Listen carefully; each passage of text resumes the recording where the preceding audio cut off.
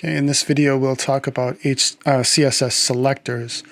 So if you look at the style sheet that I have here, I have several selectors, but they're all HTML selectors, except for the A for the links, and the rest are all HTML selectors.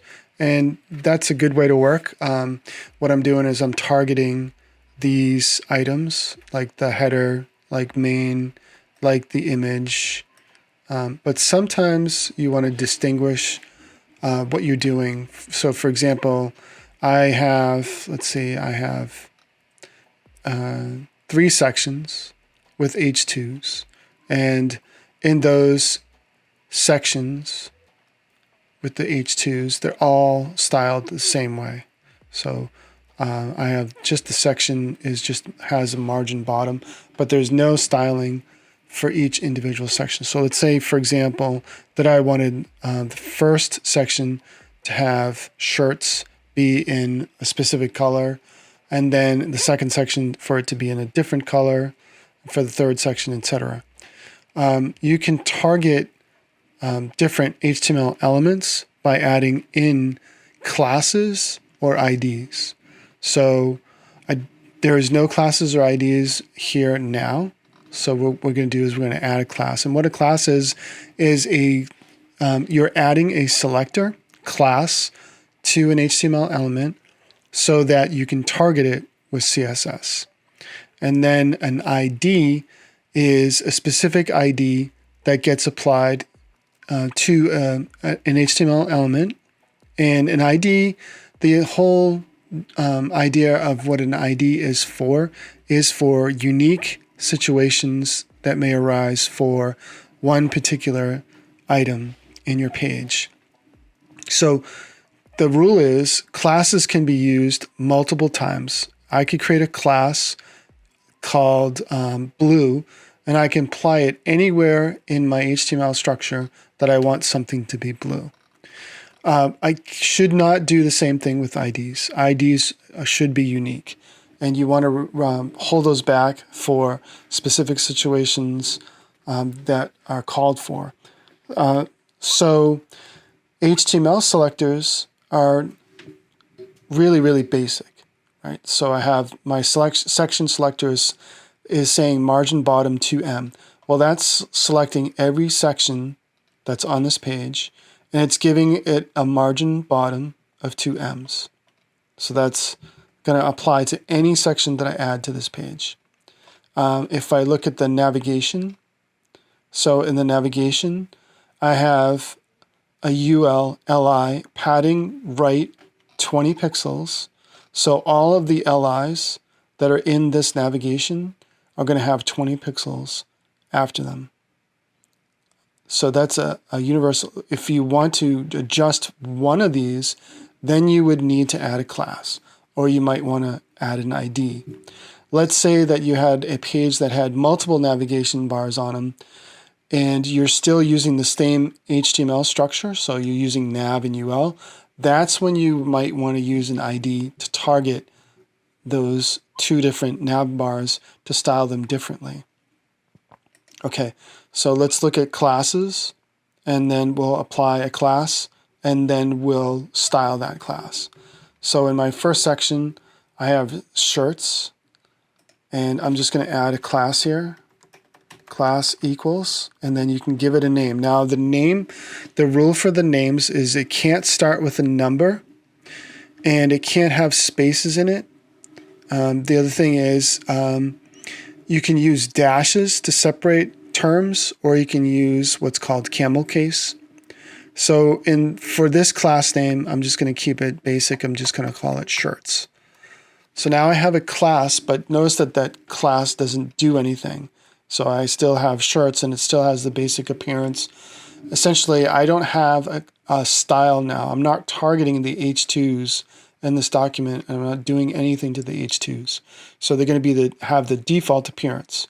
So with the class in place, I want to target that, and then I want to do something with that. Now, we're going to talk about specificity sooner than later, but for right now, I'm just going to go here. Actually, I should put this near my section. I like to group my CSS styles, so I know that the H2 is in a section. So I'm just gonna go down a line here. Now I can target the HTML element and then the class, and the way that I would do that is type in H2, then the class name would come after a dot. So, and then we would type in shirts.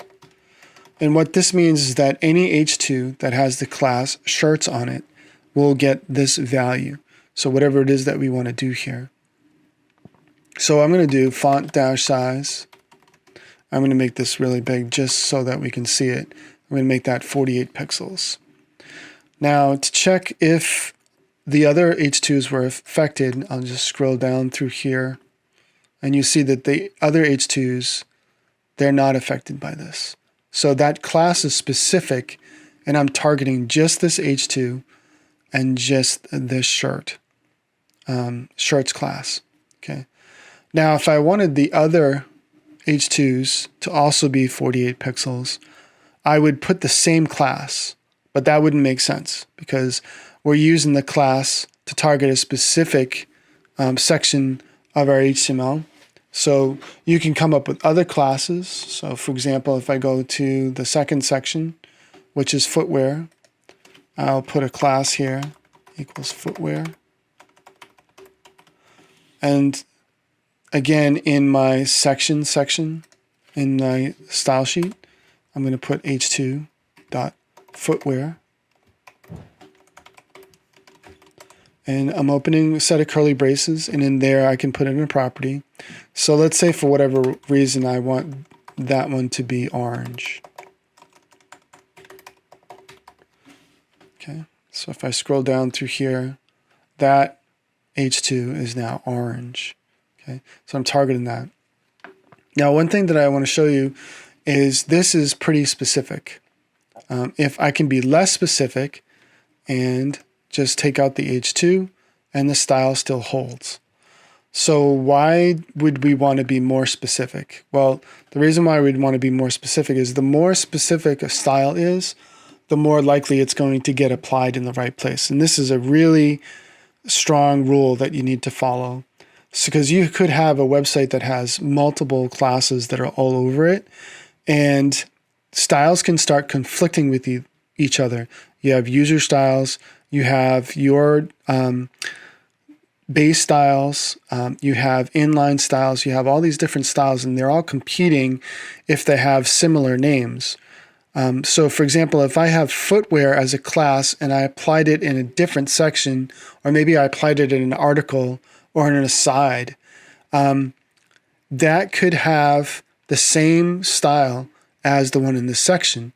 But if I want to be more specific, then I could apply more information into the style sheet so that I can target just that one thing. So for example, if I want to really be specific, I know that footwear is in a section and it's applied to an H2. So here I'm being really specific. I'm saying that to target any section that has an H2 that has a class of footwear. Okay, so I'm really being specific here. And I should do the same for the shirts. All right. If there was another H2, let's put another H2 on the page, and we'll put it somewhere that's not in a section. So let's just put it here. So I'll make an H2 with the class, and I'll call it shirts. And I'm just going to type in something like blue shirts, just so that it sticks out. Right. So let's see, that should come under, that comes under the navigation, and you see that it's getting the same size.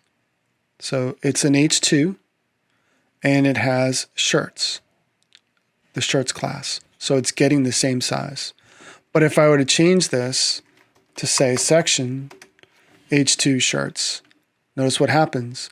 That no longer gets the style for the class because I'm being more specific. So the more specific you are, the better off you're going to be. And that's a really good rule to follow So it's very important that you order your style sheet in a specific way, that you're targeting elements in the right way.